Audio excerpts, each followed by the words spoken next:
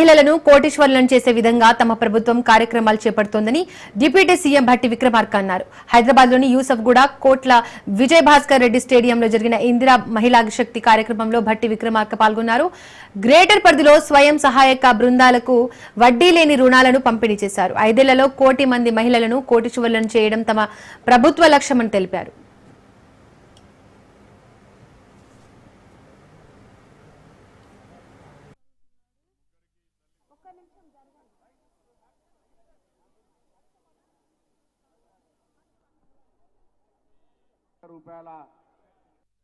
డ్వాక్రా సంఘాల సభ్యులు చెప్పారు. మేము చాలా ధైర్యంగా ఈరోజు గర్వంగా క్యాంటీన్స్ పెట్టుకొని ఇందిరా శక్తి క్యాంటీన్స్ పెట్టుకొని రాష్ట్ర ప్రభుత్వం కల్పించేటువంటి ప్రభుత్వ కార్యాలయాల్లో కానీ కలెక్టరేట్లో కానీ మిగతా ప్రాంతాల్లో కానీ రాష్ట్ర ప్రభుత్వం వడ్డీ లేని రుణాలు ఇస్తే మేము ఆ క్యాంటీన్స్ పెట్టుకొని తద్వారా ఆదాయాన్ని కూడా చేపడుతున్నామని. ఇవన్నీ ఎందుకు చెప్తున్నామనంటే ఈ రాష్ట్ర ప్రభుత్వం, ఈ ముఖ్యమంత్రి, ఈ కేబినెట్, ఈ ఇందిరమ్మ ప్రభుత్వం, ఈ ప్రజా ప్రభుత్వం సంపూర్ణంగా నమ్ముతా ఉంది. మహిళలు కుటుంబాలకి మూల స్తంభాలు లాంటి వాళ్ళు. ఈ శక్తివంతమైనటువంటి మూల స్తంభాలుగా ఉన్నటువంటి మహిళలు ఆర్థికంగా బలంగా నిలబడగలిగినప్పుడు ప్రతి కుటుంబం కూడా బలంగా నిలబడుతుందని చెప్పి ఈ రాష్ట్ర ప్రభుత్వం నమ్ముతా ఉంది. అందుకే మిమ్మల్ని అత్యంత శక్తివంతులుగా, ఆర్థికంగా నిలదొక్కునేటువంటి శక్తివంతులుగా, మహాలక్ష్ములుగా చూడాలనేటువంటి ఆలోచనతో రాష్ట్ర ప్రభుత్వం ఎన్ని వేల కోట్ల రూపాయలైనా మహిళలకి వడ్డీ లేని రుణాలు ఇప్పించి వాళ్ళ ద్వారా పెద్ద ఎత్తున వ్యాపారస్తులుగా మార్చి 1 కోటి మంది మహిళల్ని కోటీశ్వరులుగా చేర్చాలనేటువంటి సంకల్పంతో ఈ రాష్ట్ర ప్రభుత్వం ముందుకు పోతుందని చెప్పి మీ అందరికీ. మహిళలు మహారాణులుగా ఉండాలనే సంకల్పంతో ప్రభుత్వం పనిచేస్తోందని మంత్రి సీతక్క అన్నారు. వడ్డీ లేని రుణాలు మహిళలకు ఇప్పించి వడ్డీ ప్రభుత్వం కడుతోందని తెలిపారు. 95% మహిళలు సక్రమంగా తీసుకున్న రుణాలు చెల్లిస్తున్నారని మంత్రి సీతక్క స్పష్టం చేశారు.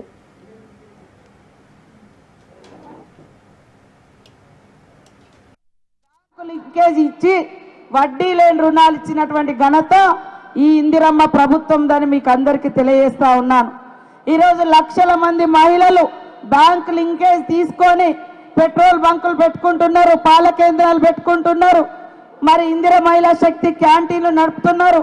ఇప్పుడు మా భట్టి విక్రమార్కన్న గారి ఆధ్వర్యంలో సోలార్ పవర్ ప్లాంట్ కూడా పెట్టుకోవడం జరుగుతుంది. ఎందుకు అంటే ఇంట్లో ఆడకూతురు సంతోషంగా ఉంటే ఆ ఇంట్లో ఉన్నోళ్ళందరూ కూడా సంతోషంగా ఉంటారు.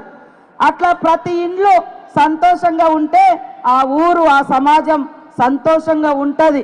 కాబట్టి గతంలో చూస్తే మనం 10 రూపాయలకు 5 రూపాయలకు ఎన్నో అవస్థలు పడి మగవాళ్ళ మీద ఆధారపడేది. కానీ ఈరోజు బ్యాంకుల కాడికి పోతే డబ్బులు ఎవరికి ఇస్తా ఉన్నారు? మా మహిళా సంఘం సభ్యురాళ్ళకే డబ్బులు వస్తా ఉన్నాయి బ్యాంకుల ద్వారా. మగవాళ్ళను కూడా నమ్ముతలేరు. అవునా కాదా అక్క? చెప్పండి. మగాళ్ళకు కూడా డబ్బులు వస్తలేవు. మనల్ని అంటారు మీ మహిళా సంఘం కాడికి పోయి డబ్బులు తీసుకురండి మళ్ళీ తర్వాత ఇద్దామని. సో ఇంత గొప్పగా వడ్డీ లేని రుణాలు ఇవ్వడం తోటి ఆ వడ్డీని గవర్నమెంట్ కడుతుంది కాబట్టి బ్యాంకర్స్ కూడా లైన్ కడతా ఉన్నారు. మనం ఎక్కడ ఏ మీటింగ్ పెట్టినా మహిళా సంఘాల మీటింగ్ బ్యాంకు లింకేజ్ ఇచ్చి వడ్డీ.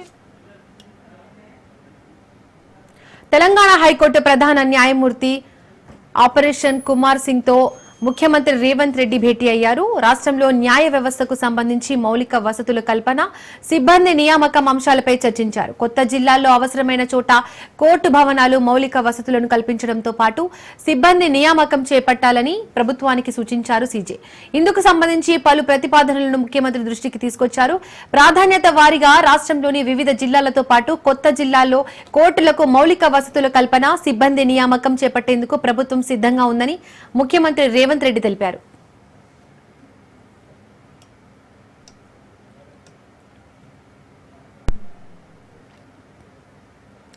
ఆల్మట్టి డ్యాం ఎత్తు విషయంలో కవిత కీలక కామెంట్స్ చేశారు. ఆల్మట్టి ఎత్తు పెరగడంతో తెలంగాణకు తీవ్ర అన్యాయం జరుగుతుందని ప్రభుత్వం ఎందుకు మౌనంగా ఉందంటూ ఆమె ప్రశ్నించారు. తెలంగాణలోని కృష్ణా నదిలో క్రికెట్ ఆడుకునే పరిస్థితి వస్తోందన్నారు. 5 జిల్లాల ప్రజలకు ఇబ్బంది కలుగుతుంటే సీఎం ఎందుకు స్పందించడం లేదని ప్రశ్నించారు. ట్రిబ్యునల్ హియరింగ్ జరుగుతూ ఉన్నది హైదరాబాద్లో, ఈ వారంలో జరుగుతున్నది. నా డిమాండ్ ఏంటంటే ఆల్మట్టి ఎత్తు పెంచుతున్నటువంటి ఈ క్లిష్ట సమయంలో ఉత్తమ్ కుమార్ రెడ్డి గారు కాదు, వారితో పాటు రాష్ట్ర ముఖ్యమంత్రి హోదాలో రేవంత్ రెడ్డి గారు కూడా అటెండ్ అవ్వాలి. మీరు అటెండ్ అయితేనే మనకు రావాల్సినటువంటి న్యాయం జరుగుతుంది, మనకు దక్కాల్సినటువంటి వాటా దక్కుతుంది. మీ సిన్సియారిటీ ఏందో కూడా ప్రజలకు అర్థమవుతుందని చెప్పి ఈ సందర్భంగా నేను డిమాండ్ చేస్తా ఉన్నాను. మరి తెలంగాణ జాగృతి పదే పదే చెప్పిన విషయం మళ్ళొకసారి గుర్తు చేస్తున్నా. ఇదంతా ఎందుకు జరుగుతుందంటే నీళ్ల విషయంలో ఆంధ్రాలో పనిచేసినటువంటి ఆదిత్యనాథ్ దాస్ గారిని తెలంగాణకు అడ్వైజరీగా పెట్టుకున్నప్పటి నుంచే ఈ ఇబ్బందులన్నీ జరుగుతున్నాయి. వారిని తక్షణమే తొలగించండి. వారికి మన తెలంగాణ మీద ప్రేమ ఎందుకుంటుంది? కనీసం మీకుందని మీరు నిరూపించుకోండి, మీరు ఆలోచన చేయండి, కృష్ణానదిని కాపాడండి అని చెప్పి నేను ప్రభుత్వాన్ని డిమాండ్ చేస్తా ఉన్నాను. కృష్ణా ట్రిబ్యునల్ హియరింగ్ జరుగుతుంది. విజయవాడ ఇంద్రకీలాద్రి దిగువన కమాండ్ కంట్రోల్ రూమ్ లో group of ministers Dasara coordination సమావేశం జరిగింది. ఈ కార్యక్రమానికి మంత్రులు ఆనం రామనారాయణ రెడ్డి, వంగలపూడి అనిత, సత్యకుమార్, పార్థసారథి, అనగాని సత్యప్రసాద్, కొల్లు రవీంద్ర హాజరయ్యారు. దసరా ఉత్సవాల ఏర్పాట్లను అధికారుల నుండి అడిగి తెలుసుకున్నారు మంత్రులు. అనంతరం అధికారులకు పలు సూచనలు చేశారు. భక్తులకు దర్శన విషయంలో రాజీ పడొద్దని అధికారులను ఆదేశించారు.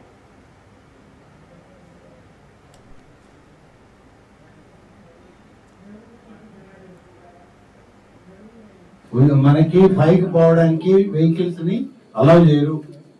టెంపుల్ వెహికల్స్ ఉన్నాయి. ఒకవేళ ఎవరైనా పోవాలంటే ఆ హోల్డింగ్ ఏరియాస్ దగ్గర 100 రూపాయలు 300 రూపాయలు టికెట్ కొనుక్కొని మేము పైకి వెళ్తామంటే పోవచ్చు. పిల్లలు ఉంటే లేదు, పిల్లల్ని తీసుకొని అందరూ యథావిధిగా ఎప్పుడు ఎలా వెళ్తున్నారో అలాగే వెళ్తారు. ఈసారి కూడా ప్రత్యేకత ఏముంది? హోల్డింగ్ పాయింట్స్ ఉన్నాయి. మీరు ఒకసారి మొత్తం పాంప్లెట్ చూసుకోండి. దానికి కావాల్సిన అడ్వర్టైజ్మెంట్ కూడా మళ్ళీ టెంపుల్ వాళ్ళు, కలెక్టర్ గారు, సిపి గారు ఇస్తారు, రూట్ మ్యాప్ ఇస్తారు, దాని ప్రకారం చేయండి.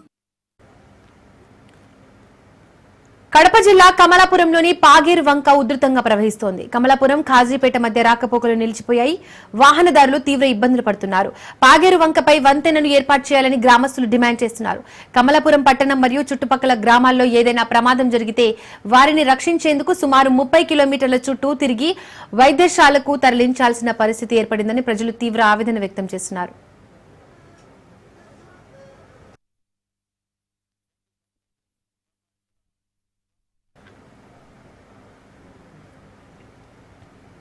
ఉమ్మడి చిత్తూరు జిల్లాలోని ఎక్కువ భాగం విస్తరించి ఉన్న శేషాచలం అడవుల పరిధిలోని ఫారెస్ట్ సిబ్బంది వ్యవహార శైలిపై విమర్శలు వెల్లువెత్తుతున్నాయి.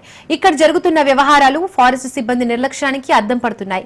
బదిలీలు లేకపోవడంతో చాలా కాలంగా ఇక్కడే పనిచేస్తున్న సిబ్బంది ఇష్టారాజ్యంగా వ్యవహరిస్తున్నారనే ఆరోపణలు వినిపిస్తున్నాయి. ముఖ్యంగా వారిని ప్రశ్నించే వారు లేకపోవడంతో విధుల్లో నిర్లక్ష్యంగా వ్యవహరిస్తున్నారని స్థానికులు చెబుతున్నారు. ఇక మరోవైపు అడవుల్లో స్వైర విహారం చేస్తున్న ఏనుగుల దాడులతో రైతులు ప్రాణాలు కోల్పోతున్నా పట్టించుకోవడం లేదంటున్నారు. వాటిని కట్టడి చేయడంలో అటవీశాఖ సిబ్బంది ఎలాంటి చర్యలు తీసుకోవడం లేదని స్థానికులు వాపోతున్నారు. ఉమ్మడి చిత్తూరు జిల్లా అటవీశాఖ సిబ్బంది తీరుపై సర్వత్రా విమర్శలు వ్యక్తమవుతున్నాయి.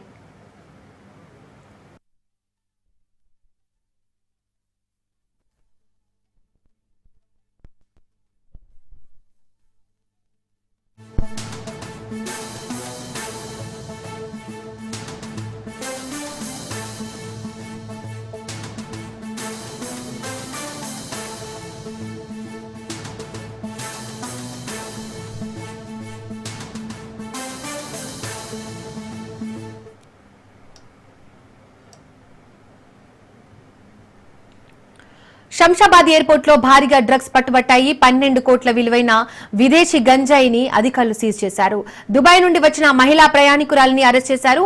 మహిళా బ్యాగ్ లో 6 కిలోల హైడ్రోపోనిక్ గంజాయిని స్వాధీనం చేసుకున్నారు.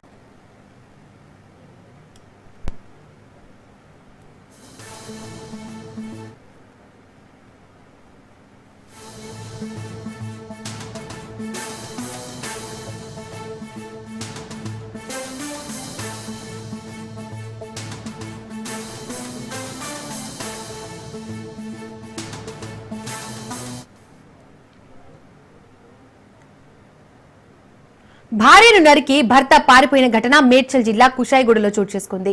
బోడ శంకర్ మంజుల దంపతుల స్వస్థలం యాదాద్రి భువనగిరి జిల్లా మోత్కూరు సమీపంలోని అడ్డగూడూరు గ్రామం. వీరికి ఒక కుమార్తె, 2 కుమారులున్నారు. శంకర్ 4 రోజుల క్రితం మహేష్ నగర్ కాలనీలో ఉంటున్న సోదరి ఇంటికి కుటుంబంతో కలిసి వచ్చాడు. అందరూ నిద్రపోయిన సమయంలో కత్తితో విచక్షణ రహితంగా భార్యను కిరాతకంగా పుడిచాడు. ఆమె అరుపుల శబ్దానికి అందరూ లేవడంతో అక్కడి నుండి పారిపోయాడు. మంజుల అప్పటికే మృతి చెందింది. కుసాయిగూడ పోలీసులు సంఘటనా స్థలానికి చేరుకుని దర్యాప్తు చేస్తున్నారు.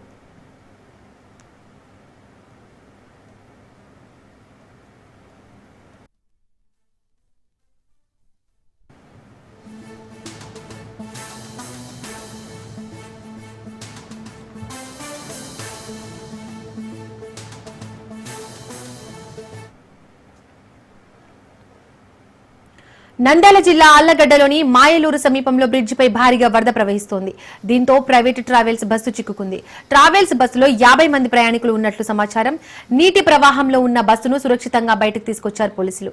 వాగు ఉధృతిలో ఇరుక్కున్న ప్రయాణికులను కాపాడడంలో ఉయ్యాలవాడ పోలీసులు అభినందించారు.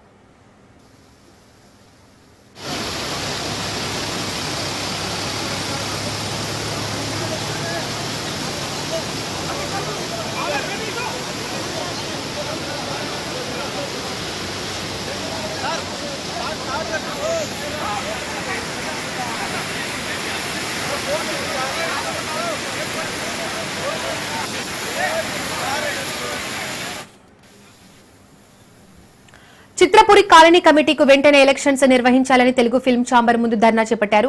చిన్న నిర్మాతల ఆధ్వర్యంలో ధర్నా చేపట్టారు. ఇండస్ట్రీని రోడ్డు మీదకు తీసుకురావడం దుర్మార్గమన్నారు. 2 ఏళ్లకు ఒకసారి ఎన్నికలు జరపాలని కోరారు. ఎఫ్డీసీ చైర్మన్ దిల్ రాజు జోక్యం చేసుకుని ఎన్నికలు వెంటనే పెట్టాలని డిమాండ్ చేశారు.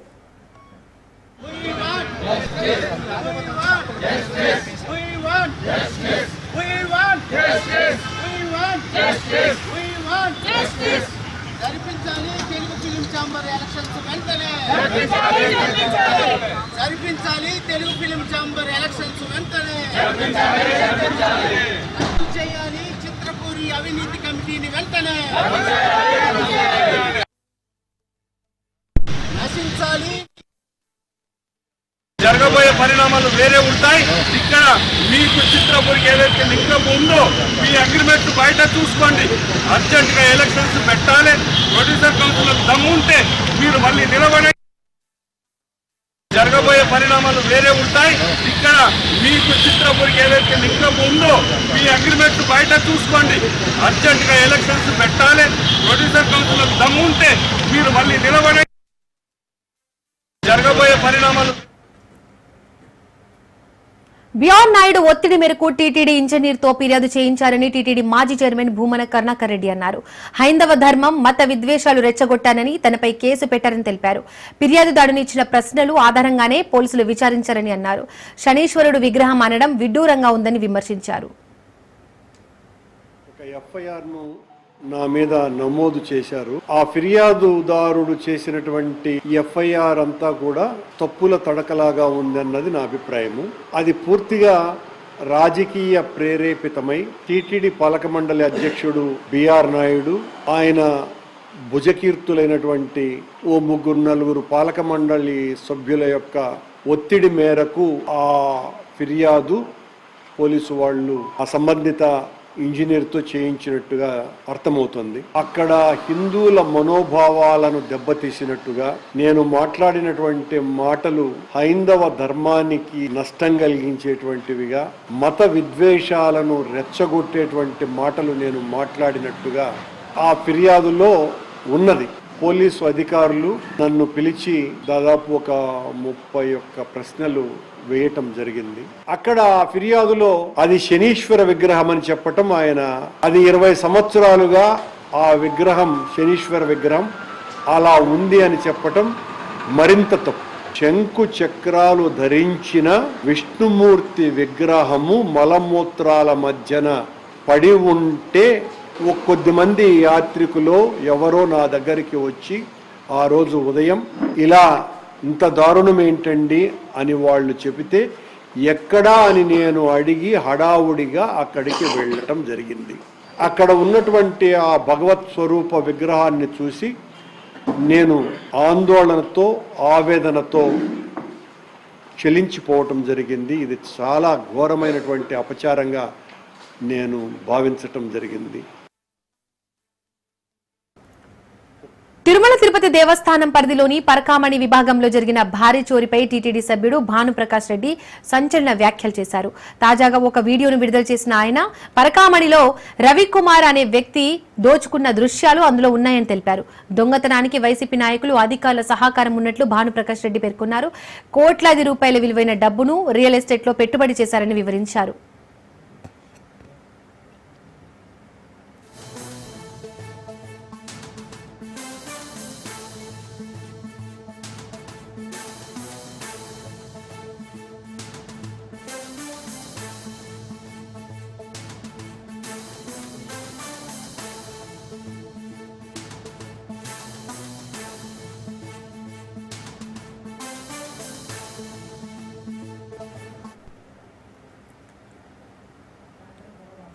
రాష్ట్రంలోని మైనార్టీల జీవన ప్రమాణాలు పెంచడంతో పాటు పేద కుటుంబాలకు ఆర్థిక భరోసా కల్పిస్తామని మంత్రి అడ్లూరి లక్ష్మణ్ తెలిపారు. సచివాలయంలో 2 కొత్త పథకాలు ఇందిరమ్మ మైనార్టీ మహిళా యోజన, రేవంత్ అన్న కా సహారా ప్రారంభించారు. ఈ మేరకు ఆన్లైన్ రిజిస్ట్రేషన్ పోర్టల్ ఓబీఎంఎంఎస్ లో అక్టోబర్ 6 వరకు దరఖాస్తు చేసుకోవాలని సూచించారు. అసహాయ మహిళలు, అనాథలు, చిన్న వ్యాపారులతో స్వయం ఉపాధి పథకాలు పొందేందుకు ఇందిరమ్మ యోజన ఉపయోగకరంగా ఉంటుందని తెలిపారు.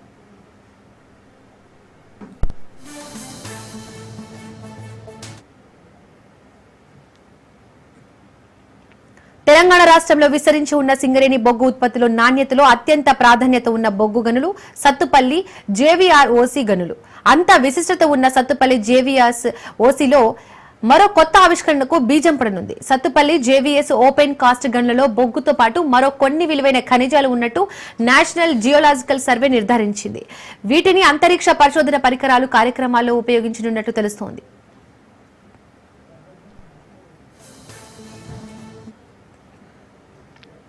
సింగరేణి ఉపరితల బొగ్గు గనుల్లో ఖమ్మం జిల్లా సత్తుపల్లి సింగరేణి ఓపెన్ కాస్ట్ గనులకు ఒక ప్రత్యేక గుర్తింపు ఉంది.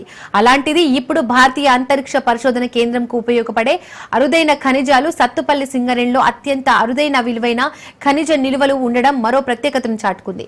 రానున్న రోజుల్లో సత్తుపల్లి సింగరేణి నుంచి అరుదైన ఖనిజాలను ఇస్రో సంస్థకు అందించనున్నారు. ఇస్రో సంస్థకు ఉపయోగపడే అరుదైన సిలికాన్, స్కానియం, స్టాన్షియం లాంటి అరుదైన భూగర్భ ఖనిజ నిక్షేపాలు 6 మీటర్ల మందం కలిగి ఉన్నట్లు GSI geological survey of India గుర్తించింది.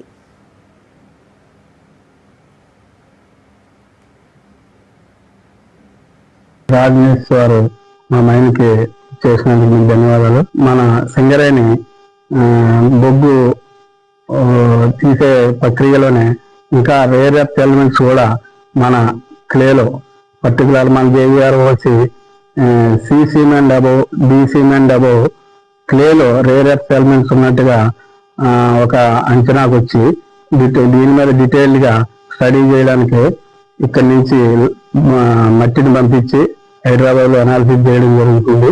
దీన్ని డీటెయిల్డ్గా ఇంకా స్టడీ చేసి డీటెయిల్డ్ ప్రాజెక్ట్ రిపోర్ట్ సబ్మిట్ చేసినాక దాన్ని బట్టి తదుపరి కార్యక్రమాలు చేపడతాం. మన దగ్గర ప్రస్తుతానికి ఇక్కడ జేవీఆర్ ఓసీలోనే మనం తీయగలిగే అంత ఎక్స్ట్రాక్టబుల్ రిజర్వ్స్ రేర్ ఎర్త్ మినరల్స్ ఉన్నట్టుగా మనం పంచడానికి రావడం జరిగింది. దీని మీద ఇంకా డీటెయిల్ గా అన్వేషణ జరగాలి. మట్టి పొరలు అంటే ఎంతెంత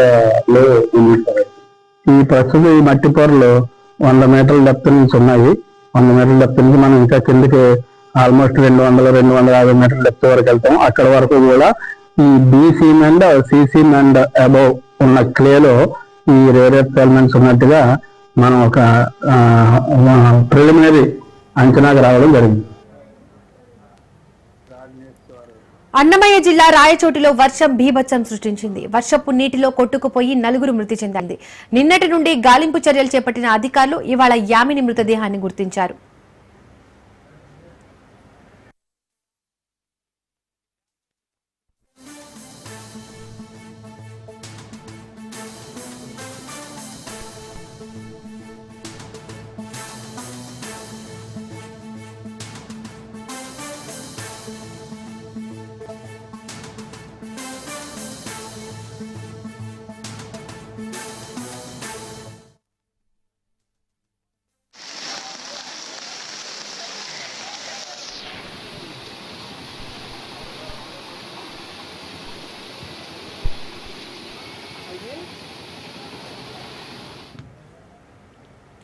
అమెరికా అధ్యక్షుడు డొనాల్డ్ ట్రంప్ మరో సంచలన నిర్ణయం తీసుకున్నారు.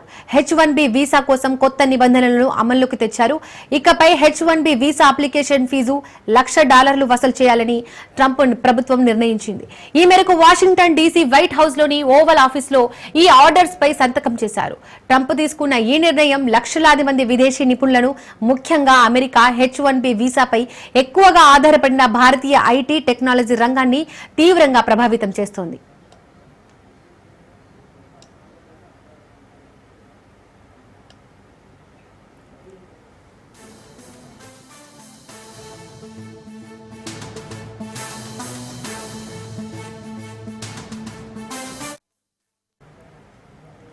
H1B వీసా 1990లో ప్రారంభమైంది. అమెరికాలో కొరత ఉన్న రంగాల్లో ఉన్నత విద్యావంతులు, నిపుణులైన విదేశీ నిపుణులను నియమించుకోవడానికి దీనిని ప్రవేశపెట్టారు.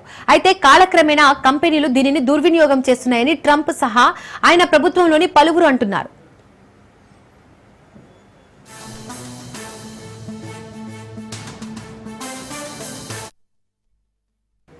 ఈ నిర్ణయంతో H1B వీసా ప్రోగ్రాం దుర్వినియోగాన్ని ఆపడంతో పాటు ఇకపై అమెరికా కంపెనీలు అత్యున్నత నైపుణ్యం కలిగిన విదేశీ ఉద్యోగులను మాత్రమే నియమించుకుంటారని ట్రంప్ ప్రభుత్వం భావిస్తోంది. ఈ చర్య అమెరికా ఉద్యోగాలను కాపాడమే కాకుండా కొత్త అవకాశాలను సృష్టిస్తుందని నమ్ముతోంది. ట్రంప్ సంతకం చేసిన ఉత్తర్వుల్లోని నిర్ణయాలపై White House staff secretary Will Sharp వెల్లడించారు. H1B వ్యవస్థలో జరుగుతున్న దుర్వినియోగాన్ని అరికట్టడానికే ట్రంప్ ఈ నిర్ణయం తీసుకున్నట్లు చెప్పారు.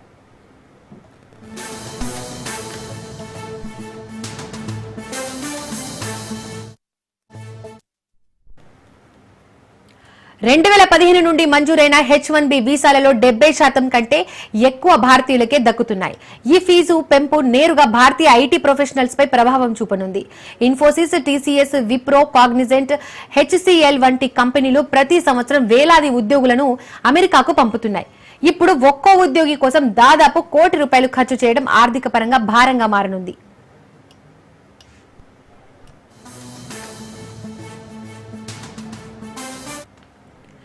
ఫలితంగా భారతీయ ఇంజనీర్లకు అమెరికా అవకాశాలు తగ్గే అవకాశం ఉంది. బదులుగా యూరప్, కెనడా, ఆస్ట్రేలియా, మధ్యప్రాచ్య దేశాల వైపు ఈ టాలెంట్ వెళ్లే పరిస్థితి ఏర్పడవచ్చు.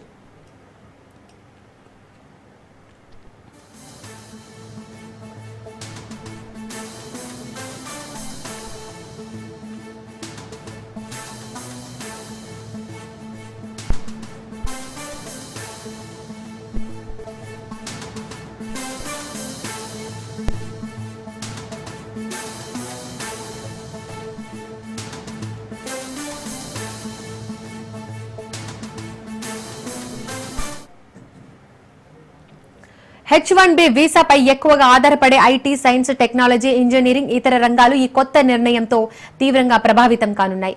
అమెరికా టెక్ కంపెనీలు పెద్ద ఎత్తున విదేశీ ప్రతిభను వినియోగించుకుంటున్నాయి. ఈ పెంపు కారణంగా వారి వ్యయాలు పెరిగి నియామకాల్లో పెద్ద మార్పులు జరగవచ్చు. ఇక మరోవైపు గోల్డ్ కార్డును సైతం ట్రంప్ ప్రకటించారు. దీనికి $10 లక్షల నిర్ణయించారు. దీని ద్వారా అమెరికాకు $100 బిలియన్ సమకూరే అవకాశం ఉంది. పన్నుల తగ్గింపు, అభివృద్ధి ప్రాజెక్టులను, రుణాలు చెల్లింపునకు గోల్డ్ కార్డు నిధులు వినియోగించనున్నట్లు ట్రంప్ తెలిపారు.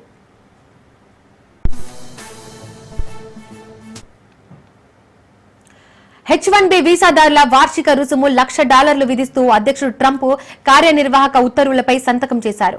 ఈ నేపథ్యంలో టెక్ కంపెనీలు అప్రమత్తమయ్యాయి. ఇతర దేశాల్లో ఉన్న H1B, H4 వీసాదారులు సెప్టెంబర్ 21 లోపు అమెరికాకు తిరిగి రావాలని కోరుతూ మైక్రోసాఫ్ట్ తమ ఉద్యోగులకు అడ్వైజరీ జారీ చేసినట్లు తెలుస్తోంది. అయితే అమెరికాలోనే విధులు నిర్వహిస్తున్న ఉద్యోగులు మంచి భవిష్యత్తు కోసం అక్కడే పని చేయాలని, కొనసాగించాలని సంస్థ సూచించినట్లు తెలుస్తోంది.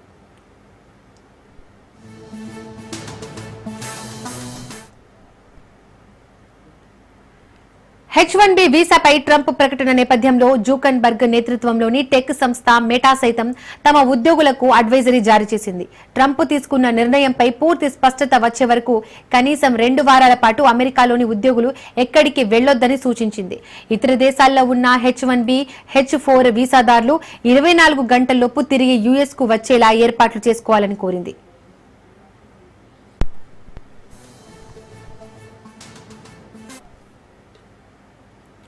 ట్రంప్ తీసుకున్న నిర్ణయం నేపథ్యంలో ఐటీ రంగంపై ఎలాంటి ప్రభావం పడుతుందో అనే ఆందోళనల నేపథ్యంలో మైక్రోసాఫ్ట్ తమ ఉద్యోగులకు ఈ సూచనలు చేసినట్లు తెలిపింది.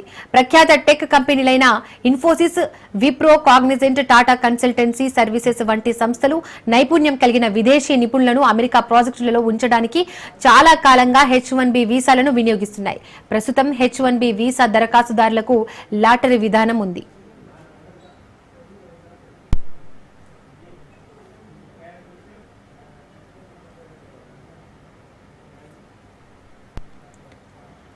ఇకపోతే H-1B వీసాలపై ప్రధాని మోడీ కీలక వ్యాఖ్యలు చేశారు.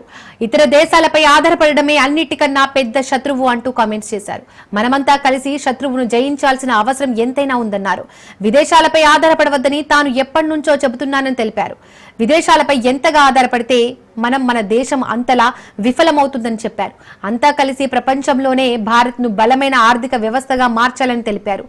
140 కోట్ల మంది భవిష్యత్తును ఇతర దేశాల మీద వదిలేయబోమని తేల్చి చెప్పారు ప్రధాని మోడీ.